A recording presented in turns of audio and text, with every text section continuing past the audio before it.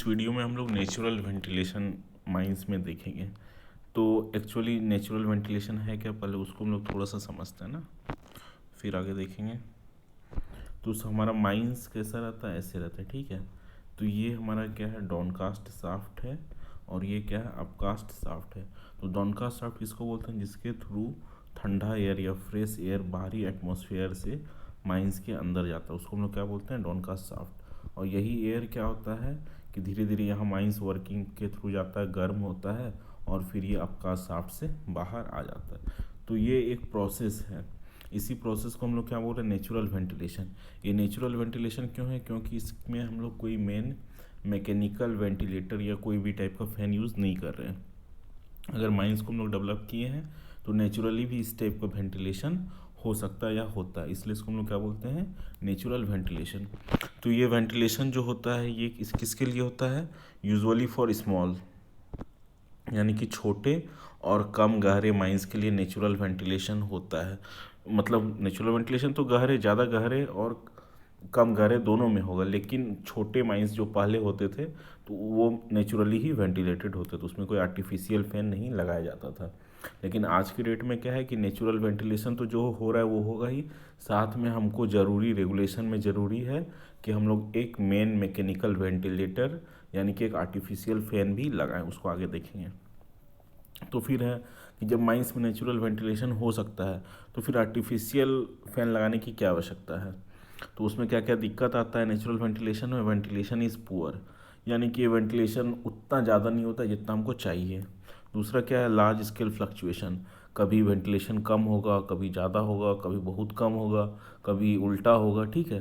तो ये टेम्परेचर पे डिपेंड करेगा कि बाहर का टेम्परेचर, मान लो अभी गर्मी था, टेम्परेचर ठीक था, अचानक बरसात हो गया तो वेंटिलेशन होना बंद हो जाएगा, ठीक है, एयर फ्लो होना बंद हो जाएगा।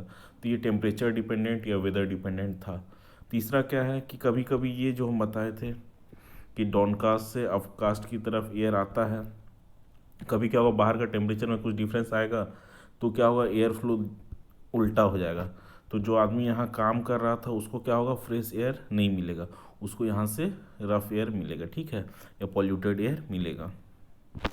अगला पॉइंट क्या है कि नो कंट्रोल ऑन वेंटिलेशन। तो देखो माइंस में क्या होता है कि जैसे सपोज आग लग जाती है, जैसे ये हमारा माइंस है, ठीक है, ये डाउनकास्ट शाफ्ट है, ये अपकास्ट शाफ्ट है। तो अभी मान लो करेंटली माइन वर्किंग है, इस पॉइंट पे कहीं क्या हुआ, आग लग गया यहाँ पर ना, तो तुरंत रेगुलेशन के हिसाब से हम लोग क्या करेंगे, मेन जो फैन है उसका डायरेक्शन को उल्टा करेंगे और ये इस तरफ फ्लो करना शुरू होगा एयर। अभी इधर फ्लो कर रहा था एयर, इधर से जा रहा था, लेकिन अभी क्या होगा, एयर इधर से फ्लो करना शुरू हो जाएगा। उससे क्या फ़ायदा होगा कि आग इस तरफ आगे नहीं फैलेगा, ये यहीं पर रुका रहेगा। या फिर हम लोग मेन फैन को बंद भी कर सकते हैं कि आग फैले नहीं, ठीक है। लेकिन नेचुरल वेंटिलेशन में क्या है, वो तो नेचुरली हो रहा है तो उसको बंद करना संभव नहीं है, तो आग धीरे धीरे इस तरफ फैलता ही जाएगा। तो इसीलिए हम लोग नेचुरल वेंटिलेशन को रोक नहीं सकते, ज़्यादा उस पर कंट्रोल हमारा रहता नहीं है। इन सब दिक्कत के कारण क्या है कि अभी रेगुलेशन के हिसाब से हमारा क्या आ गया है कि हर माइंस में मेन मैकेनिकल एक वेंटिलेटर रहेगा, या आर्टिफिशियल वेंटिलेशन की मदद से ही हमको वेंटिलेशन करना है, ये ज़रूरी है। हमको सिर्फ नेचुरल वेंटिलेशन पे डिपेंडेंट नहीं रहना है। इतना होने के बावजूद भी नेचुरल वेंटिलेशन कुछ ना कुछ रोल प्ले करता ही है माइंस के ओवरऑल वेंटिलेशन में। अब है कॉजेस ऑफ नेचुरल वेंटिलेशन, किन किन वजह से नेचुरल वेंटिलेशन होता है। तो कॉजेज ऑफ नेचुरल वेंटिलेशन, तो पहला है टेम्परेचर। तो इसमें हम लोग देखते हैं टेम्परेचर में एक्चुअली होता क्या है कि हमारा एयर क्या है, डाउनकास्ट अप शाफ्ट से अपकास्ट शाफ्ट तरफ जाता है। तो यहाँ से बाहर का एयर, फ्रेश एयर आ रहा है, ये माइन वर्किंग के थ्रू क्या हो रहा है, क्रॉस कर रहा है। तो यहाँ पर क्या हो रहा है, बहुत सारे मशीन्स चल रहे हैं, कोल में थोड़ा बहुत स्पॉन्टेनियस हीटिंग हो रहा है, वर्कर सांस ले रहे हैं, लाइट जल रहा है, फ्लेम सेफ्टी लैम्प जल रहा है, बैटरी चार्जिंग स्टेशन है, कोई वेल्डिंग स्टेशन है। तो इन सब के कारण क्या हो रहा है कि हवा में हीट ऐड हो रहा है। और एक होता है जियोथर्मिक ग्रेडियंट, उसको अभी हम लोग आगे डिटेल्स में देखें। तो उन सब वजह से क्या होता है, हवा गर्म होता है, हवा गर्म होगा तो हम लोग जानते हैं कि ठंडा हवा नीचे आता है और गर्म हवा ऊपर जाता है। तो ये गर्म हवा क्या होगा, यहाँ से ऊपर, ये अपकास्ट शाफ्ट से ऊपर जा करके माइन से बाहर चला जाएगा। तो ये एक कारण है नेचुरल वेंटिलेशन होने का हमारा, ठीक है। दूसरा क्या है, मॉइस्चर कंटेंट ऑफ एयर, इसको देखते हैं। तो हवा फिर क्या है, ऐसे ही आ रहा है, तो हवा जैसे आ रहा है, यहाँ से आ रहा है, तो ये वर्किंग के थ्रू जा रहा है। तो वर्किंग से क्या हो रहा है कि हवा में मॉइस्चर ऐड हो रहा है, और मॉइस्चर क्या करता है, जैसे कि इवापोरेटिव कूलिंग करता है। तो इवापोरेटिव कूलिंग क्या है, वो कूलिंग जो इवापोरेशन के कारण हो रहा है। जैसे हम लोग गर्मी के टाइम में चेहरा धोते हैं तो अचानक से ठंडा लगता है, क्यों? क्योंकि पानी हमारे चेहरे पे जाता है, तो पानी हमारे चेहरे से हीट लेके इवापोरेट करता है, और वो हीट लेके इवापोरेट कर रहा है तो हमारा बॉडी पार्ट ठंडा फील करता है। इस कूलिंग को क्या बोलते हैं हम लोग? Evaporative cooling. आप लोग भी कभी ऑब्जर्व कीजिएगा, गर्मी के टाइम में पानी मार रहे हैं चेहरे पे तो ठंडा लगने लगता है। वो क्यों हो रहा है? वो इवापोरेटिव कूलिंग के कारण। तो पानी वाट एयर में जो एयर आ रहा है यहाँ से फ्रेश एयर, उसमें जब मॉइस्चर होगा वर्किंग्स में, तो वो क्या करेगा, एयर को ठंडा करेगा। ठंडा करने से हवा का डेंसिटी बढ़ेगा, और हम लोग वही चाहते हैं कि हमारे जो डॉनकास्ट शाफ्ट में वहाँ क्या हो, ठंडा हवा है, वहाँ का टेम्परेचर क्या हो, कम हो, वहाँ का डेंसिटी क्या हो, ज़्यादा हो। तो ज़्यादा डेंस एयर क्या होगा, नीचे आएगा, और यहाँ हवा फिर गर्म होगा और फिर ये ऊपर जाएगा। ठीक है, थर्ड पॉइंट क्या है? Addition of gases. तो अब हवा है, उसका एक फिक्स्ड डेंसिटी है, ठीक है। अब उसमें अलग अलग गैसेस ऐड जैसे होंगे, जैसे सपोज मीथेन हो रहा है ऐड, तो वो क्या करेगा, हवा के डेंसिटी को कम करेगा। हवा के डेंसिटी को कम करेगा तो वो नेचुरल वेंटिलेशन जो हो रहा था उसको मदद करेगा। हम लोग तो चाह ही रहे हैं कि यहाँ जो हवा रहा है ठंडा हवा, उसका डेंसिटी ज़्यादा है। देखो, डेंसिटी टेम्परेचर से उल्टा रिलेशन है, ठीक है। टेम्परेचर बढ़ाएंगे तो डेंसिटी घटेगा, डेंसिटी टेम्परेचर घटाएंगे तो डेंसिटी बढ़ेगा। तो जो फ्रेश एयर आ था उसका डेंसिटी ज़्यादा था, इसलिए वो नीचे आ रहा था। जैसे ही वो हीट हो रहा है उसका क्या हो रहा है, डेंसिटी बढ़ रहा है। तो अब एयर में क्या है कि अगर उससे और हल्का गैसेस मिक्स हो रहा है, जैसे मीथेन मिक्स हो रहा है, तो हवा का डेंसिटी और घटेगा, तो वो क्या करेगा, नेचुरल वेंटिलेशन को सपोर्ट करेगा। और जैसे उसमें CO2 ऐड हो रहा है, तो वो क्या करेगा, CO2 हवा से भारी है, तो वो क्या करेगा, नेचुरल वेंटिलेशन को अपोज करेगा, मतलब उसको कम करेगा, उसका इफेक्ट को। ठीक है, अगला पॉइंट है लीकेज। तो लीकेज एक्चुअली होता क्या है कि हवा आपका डॉनकास्ट शाफ्ट से अपकास्ट एक प्रॉपर पाथ के थ्रू जाना चाहिए, लेकिन क्या होता है, कभी कभी वेंटिलेशन सर्किट में डिस्टरबेंस के कारण, कहीं एयर लॉक्स है या वेंटिलेशन डोर्स है, उसके थ्रू लीकेज के कारण क्या होता है कि ये वर्किंग्स के थ्रू ना जा करके डायरेक्ट क्या होता है, डॉनकास्ट शाफ्ट से कहीं से लीक होकर के अपकास्ट शाफ्ट में चला जाता है। तो लीकेज यहाँ का डेंसिटी ज़्यादा है, यहाँ हम लोग चाह रहे हैं कि डेंसिटी कम हो हवा का। अब ये फ्रेश एयर इधर लीक कर गया, तो इसका जो एवरेज डेंसिटी है वो क्या हो जाएगा, कम हो जाएगा। तो फिर क्या होगा, ये लीकेज ऑफ एयर क्या होता है, नेचुरल वेंटिलेशन को अपोज करता है, कम करता है। ठीक है, नेक्स्ट पॉइंट देखते हैं हम लोग, सर्कुलेशन ऑफ रेफ्रिजरेटेड एयर। इसका क्या मतलब है, देखो, जैसे हम लोग जानते हैं कि 32 मीटर हम लोग नीचे ज़मीन से जाएंगे तो 1 डिग्री सेल्सियस टेम्परेचर बढ़ जाता है। जैसे वो KGF मूवी आया था, तो उसमें जो कोलार गोल्डफील्ड, वो धरती से 3000 मीटर या 3200 मीटर पे नीचे था, तो वहाँ का टेम्परेचर करीब 100 डिग्री सेल्सियस था। तो उतने टेम्परेचर में वर्कर्स काम नहीं कर पाएंगे, तो वहाँ के एयर को टेम्परेचर को कम करने के लिए क्या करते हैं हम लोग, ऊपर से ही रेफ्रिजरेटेड यानी ठंडा हवा भेजते हैं, एकदम वो 2 डिग्री 1 डिग्री पे रहता है, तो उसको क्या बोलते हैं, रेफ्रिजरेशन या सर्कुलेशन ऑफ रेफ्रिजरेटेड एयर। तो हम लोग जब डॉनकास्ट शाफ्ट में रेफ्रिजरेटेड एयर भेजेंगे तो वो क्या करेगा, हवा की डेंसिटी को बढ़ाएगा, तो वो क्या करेगा, नेचुरल वेंटिलेशन को मदद करेगा। बाकी कुछ कुछ फैक्टर्स और अफेक्ट कर सकते हैं नेचुरल वेंटिलेशन को, जैसे कहीं हम लोग कोल्ड डस्ट को सप्रेस करने के लिए वाटर स्प्रे कर रहे हैं, कहीं और कुछ कर रहे हैं, तो वो सभी थोड़ा थोड़ा, कहीं मान लो हीटिंग कर रहे हैं, कुछ वाटर पाइप्स है जो गर्म है तो उससे हवा हीट लेगा और उसका डेंसिटी कम हुआ, तो वो सब नेचुरल वेंटिलेशन को अफेक्ट कर सकता है। ठीक है, तो कितना नेचुरल वेंटिलेशन होता है मैथमेटिकल टर्म में, तो जो कम गहरे माइंस होते हैं, ठीक है, उसमें कुछ पास्कल होते हैं, 10 20 50 पास्कल इस टाइप के, और बहुत गहरे माइंस में ये 250 से 750 पास्कल तक हो सकता है। ठीक है, फिर आगे डायरेक्शन ऑफ नेचुरल वेंटिलेशन, कि नेचुरल वेंटिलेशन हमारा अपकास्ट शाफ्ट से डॉनकास्ट शाफ्ट की तरफ होगा या डॉनकास्ट शाफ्ट से अपकास्ट शाफ्ट की तरफ होगा, या होगा ही नहीं, कहीं से भी नहीं होगा। तो उसको हम लोग कैसे मेज़र करते हैं उसको देखते हैं। ठीक है, तो ये एक माइंस का लेआउट है ना, इसको देखते हैं। तो इसमें क्या है कि ये सरफेस है, ये ज़मीन का सतह है। तो मान लो हम लोग जो 2 शाफ्ट बनाए हैं वो एरिया हमारा कुछ इस टाइप था, ठीक है, वो ज़मीन का एरिया इस टाइप था, ठीक है। तो एक शाफ्ट हम लोग यहाँ से बनाए हैं नीचे, और दूसरा शाफ्ट हम लोग क्या किए हैं, यहाँ से नीचे बनाए हैं। तो पहला शाफ्ट था वो ऊंचाई पे बना था, दूसरा शाफ्ट क्या था, थोड़े नीचे जगह पे बना था, ठीक है। तो इसको याद रखिएगा ना, इस टाइप का कुछ एरिया में हम लोग को दोनों शाफ्ट बना था। इस शाफ्ट को हम लोग शाफ्ट ए नाम दिए थे, इस शाफ्ट को हम लोग शाफ्ट बी नाम दिए थे, ठीक है। तो आगे देखते हैं। तो क्या था, हमारा शाफ्ट बी जो बना था वो इस सरफेस पे बना था, और हमारा शाफ्ट ए क्या है, उससे कुछ निचले सरफेस पे बना है। तो शाफ्ट ए का सरफेस से इसके वर्किंग सतह तक गहराई है 160 मीटर है, ठीक है। और शाफ्ट बी का सतह ये है, यहाँ से इसका नीचे कितना गहराई है, 80 मीटर है, ठीक है। यहाँ तक क्लियर है। फिर आगे देखते हैं। तो इसमें कुछ कुछ हम लोग एज्यूम किए हैं। इसमें पहला एजम्पशन तो है कि दोनों शाफ्ट क्या क्या है, अलग अलग ऊंचाई पे है। दूसरा क्या है कि ग्राउंड टेम्परेचर, ठीक है, 298 kelvin at average depth from surface. तो हमारा टेम्परेचर कितना है, अच्छा ये थोड़ा सा at average 20 metre depth from surface, थोड़ा सा मैं मिस कर गया ना इसमें लिखने में, ठीक है। तो इसको याद रखिएगा, ये ग्राउंड टेम्परेचर कितना होता है, तो 298 kelvin at average depth from surface. तो ये एक्चुअली बोल क्या रहा है उसको हम लोग देखते हैं पहले। तो ये बोल रहा है कि ये हमारा जो सतह है इससे 20 मीटर नीचे पे हमारा टेम्परेचर कितना है, 298 केल्विन।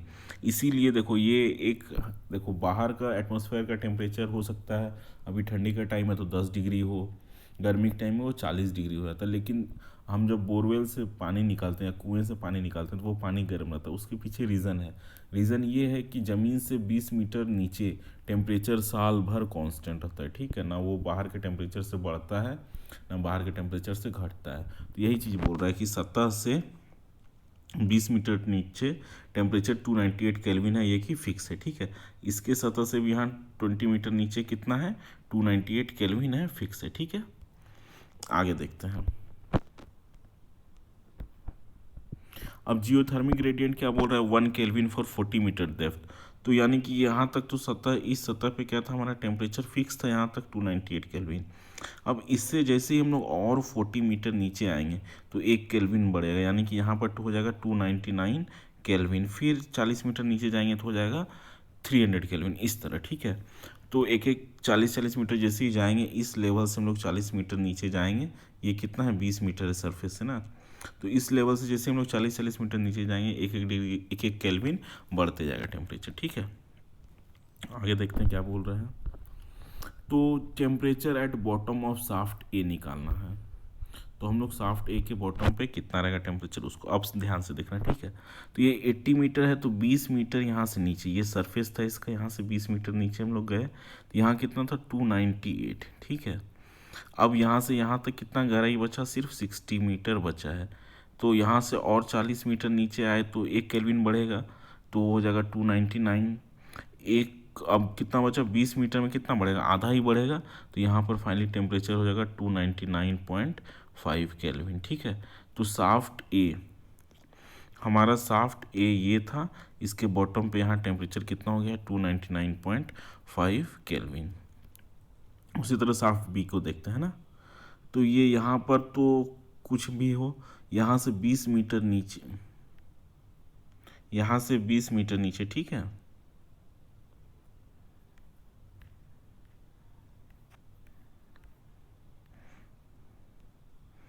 यहाँ से 20 मीटर नीचे कितना है, 298 है, ठीक है ना।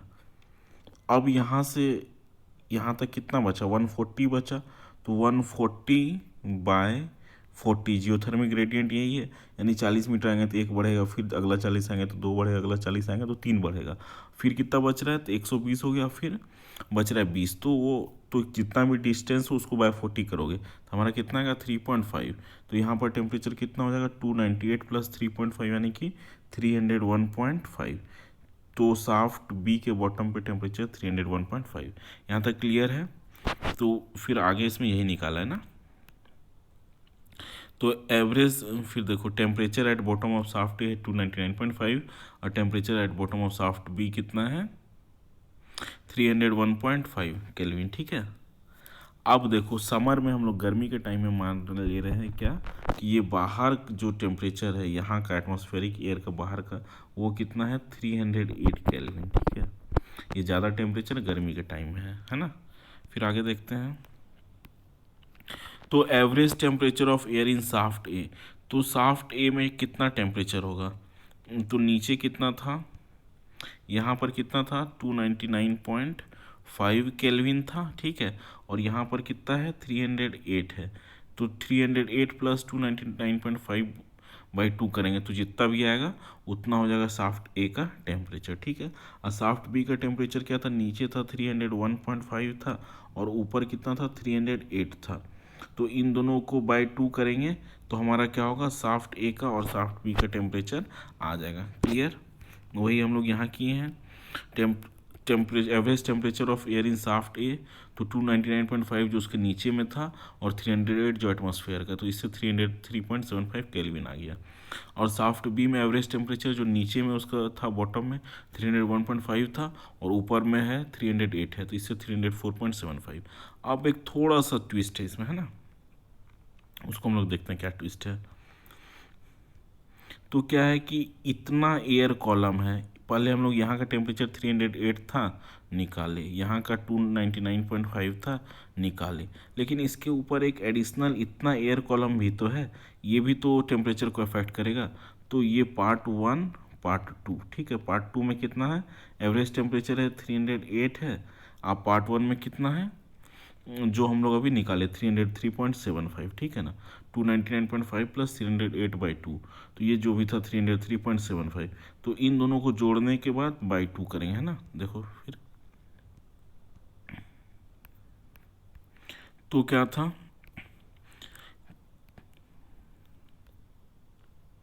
तो वो जो हम लोग बोल रहे थे कि ऊपर में जो एयर था तो उसके कारण 303.75 प्लस 308/2, तो ये क्या हो जाएगा, शाफ्ट ए का एवरेज टेम्परेचर 305.88। तो फिर से देखो अभी जो नया चीज़ हम बोले, हम बोलना ये चाह रहे थे, ठीक है, कि इतना में एवरेज टेम्परेचर हमारा था 303.75, है ना। फिर लेकिन इसमें अगर ये हाइट है तो इसके ऊपर भी तो ये एयर है, तो ये भी तो एक एयर कॉलम टाइप ही काम कर रहा है। तो यहाँ पर कितना है 308, तो इसमें 2 एवरेज होगा, फिर इसका प्लस इसका एवरेज निकालेंगे तो कुछ आएगा 305 पॉइंट कुछ आएगा, तो ये फाइनल टेम्परेचर हो जाएगा शाफ्ट ए का, ठीक है। तो देखो फिर ये फाइनल टेम्परेचर शाफ्ट ए का कितना आ गया हमारा 305.88 केल्विन। और शाफ्ट ए का टेम्परेचर ये आया, शाफ्ट बी का टेम्परेचर ये आया, ठीक है। तो हमेशा एयर का डायरेक्शन जो होता है ना वो ठंडा मतलब लो टेम्परेचर से हाई टेम्परेचर की ओर हवा भागता है, ठीक है। तो इसमें भी क्या होगा, इसका ए का कितना टेम्परेचर था 305 पॉइंट कुछ था और बी का कितना था 304। तो कोई भी चीज़ क्या होता है ठंडा से गर्म की ओर जाता है ना, कि गर्म हवा जब जहाँ ज़्यादा टेम्परेचर रहता है हवा गर्म होता है तो ऊपर जाता है, तो ठंडा हवा इधर आएगा इधर आएगा इधर आएगा और ये ऊपर जाएगा। तो गर्मी के टाइम में क्या हो रहा है कि ये हवा डॉनकास्ट शाफ्ट से, इस शाफ्ट से शाफ्ट बी से शाफ्ट ए की ओर जाएगा। ठंड गर्मी के टाइम में क्या हो रहा है, हवा शाफ्ट बी से शाफ्ट ए की ओर जाएगा। लेकिन क्या होता है कि ठंडी के टाइम में बाहर का टेम्परेचर जब कम होगा, तो इसी तरह से बाहर का टेम्परेचर मान लो 305 की जगह कितना है 290 है सपोज, है ना, 290 है। तो उस केस में क्या होगा कि यहाँ का देखो फिर यहाँ का टेम्परेचर 298 ही रहेगा जो 17 से 20 मीटर नीचे है। तो यहाँ का टेम्परेचर गर्मी के टाइम में जब उसी मेथड से हम लोग कैलकुलेट करेंगे तो फिर कम हो जाएगा और यहाँ का टेम्परेचर क्या होगा, ज़्यादा होगा।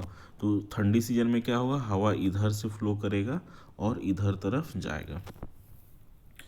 तो और स्प्रिंग सीजन में क्या होगा, जब टेम्परेचर ना बहुत ज़्यादा है ना बहुत कम है, तो उस केस में हवा फ्लो ही नहीं करेगा। समझ में आ रहा है।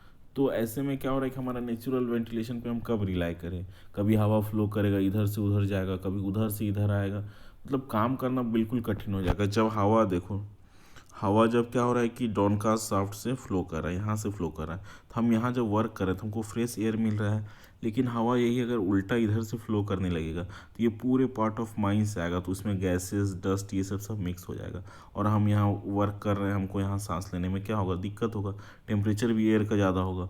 तो गर्मी टाइम में तो हम लोग ठीक काम कर पाएंगे, लेकिन ठंडी टाइम पे यहाँ काम करने में परेशानी होगी। स्प्रिंग सीजन में हवा ही नहीं फ्लो करेगा, तो हीट टेम्परेचर ह्यूमिडिटी ये सब डाइल्यूट ही नहीं होगा। इसलिए हमारे रेगुलेशन के हिसाब से क्या कहा गया है कि हम नेचुरल वेंटिलेशन पे रिलाई नहीं करेंगे, हम एक आर्टिफिशियल फैन लगाएंगे जो कि अपकास्ट शाफ्ट पे लगाया जाता है, ठीक है।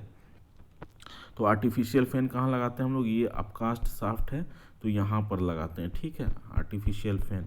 ये क्या करता है, हवा को इधर, ये सक्शन पंप होता है, एग्जॉस्ट फैन होता है, ठीक है, तो ये हवा खींच के बाहर फेंकता है, तो इधर से फ्रेश एयर आता है। समझ में आ रहा है, यही है वेंटिलेशन सिस्टम माइंस का। तो मेरे हिसाब से नेचुरल वेंटिलेशन कौन कौन रीज़न इसको अफेक्ट करता है, कितना होता है, प्लस कि उसका डायरेक्शन कब कब कैसे चेंज करता है, वो क्लियर है, ठीक है। तो एक बार आप लोग ठीक से पूरा वीडियो को देखिएगा तो ये पूरा क्लियर हो जाएगा ना। तो हर पेजेस को हम जूम दिख रहा होगा, कैलकुलेशन थोड़ा सा ध्यान से देखिएगा तो समझ में आ जाएगा, ठीक है।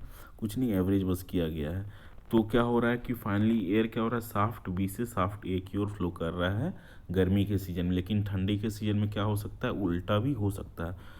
तो रिवर्सल ऑफ एयर करंट, यानी कि एयर करंट बी से ए जा रहा था तो ए से बी सीजन बदलने पे हो सकता है, ठीक है। और ये नेचुरल वेंटिलेशन प्रेशर पूरी क्या है कि बाहर के एटमॉस्फेरिक एयर के टेम्परेचर पे हैवीली डिपेंडेंट है, ठीक है।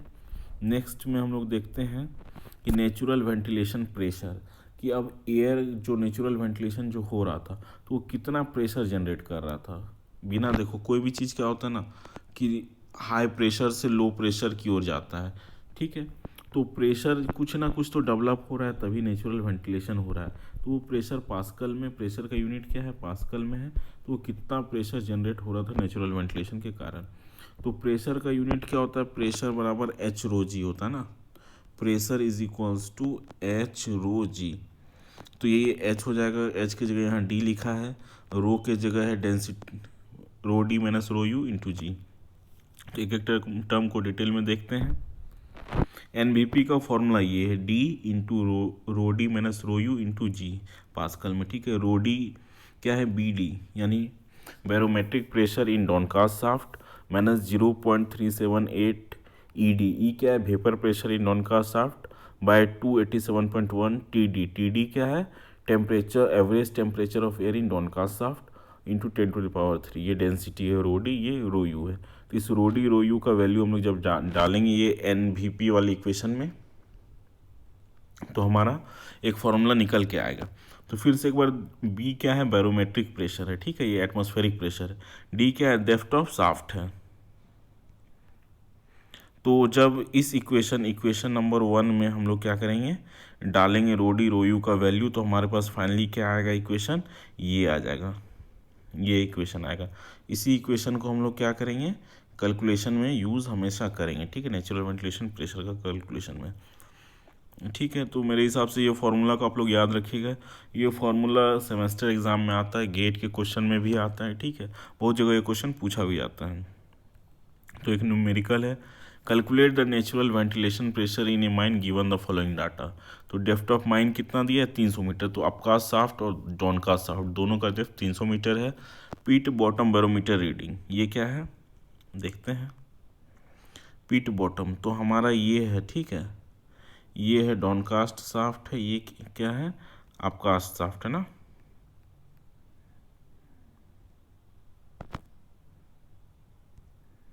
ये डॉनकास्ट शाफ्ट है, ये क्या है, अपकास्ट शाफ्ट है। तो पीट बॉटम मतलब कि ये पीट मतलब माइंस को पीट भी बोलते हैं। तो पीट के बॉटम में यहाँ पर टेम्परेचर दिए, बैरोमीटर रीडिंग कितना है, 101.27 किलो पास्कल। अब पीट टॉप बैरोमीटर रीडिंग मतलब यहाँ पर बैरोमीटर रीडिंग अलग है, ठीक है, 98.1। तो एवरेज बैरोमीटर रीडिंग कितना हो जाएगा, तो इन दोनों को हम लोग जोड़ के बाई 2 कर देंगे, ठीक है। तो यहाँ 98 था, यहाँ 101 था, तो इनको बाई 2 करेंगे जोड़ के, ठीक है, तो हमको मिल जाएगा, वो हो जाएगा हमारा एवरेज बैरोमीटर रीडिंग, ठीक है। Average temperature in downcast shaft, तो ये क्या बोल रहा था कि ये जो डॉनकास्ट शाफ्ट है ना, इसमें क्या है, ये डॉनकास्ट शाफ्ट है, तो इसमें जो एयर कॉलम है उसका एवरेज टेम्परेचर दिया हुआ है। उसी तरह अपकास्ट शाफ्ट ये है, इसमें भी एयर कॉलम जो है यहाँ से यहाँ तक इसका एवरेज टेम्परेचर दिया हुआ है, ठीक है। इसमें क्या है कि हम लोग जो नेचुरल वेंटिलेशन प्रेशर का फॉर्मूला डिराइव किए थे, उसमें क्या था कि दोनों शाफ्ट का डेप्थ अलग अलग था, लेकिन इसमें क्या है, दोनों शाफ्ट का डेप्थ डी है जो कि 300 मीटर। दोनों शाफ्ट क्या है, सेम लेवल पे है, बात समझ रहा है, दोनों शाफ्ट क्या है, सेम ऊंचाई पे है, ठीक है, लेवल सरफेस पे है। तो ये हो गया। तो बैरोमीटर हम लोग जो एवरेज बैरोमीटर रीडिंग निकाल लेंगे, बाई 2 दोनों को करेंगे, पीट टॉप और पीट बॉटम पे, ये निकल जाएगा। एनवीपी का फॉर्मूला जो उसमें हम लोग सब्स्टिट्यूट करेंगे वैल्यू, तो हमारा क्या हो जाएगा, ये नेचुरल वेंटिलेशन प्रेशर क्या हो जाएगा 32.81 पास्कल आ जाएगा। ठीक है, तो नेचुरल वेंटिलेशन के कारण कितना प्रेशर जनरेट हो रहा है, वो 32.81 पास्कल हो रहा है। तो नेक्स्ट वीडियो में हम लोग एक दो न्यूमेरिकल और देखेंगे, और हम लोग देखेंगे कि आर्टिफिशियली हम लोग कैसे नेचुरल वेंटिलेशन को बढ़ा सकते हैं। ठीक है, थैंक यू।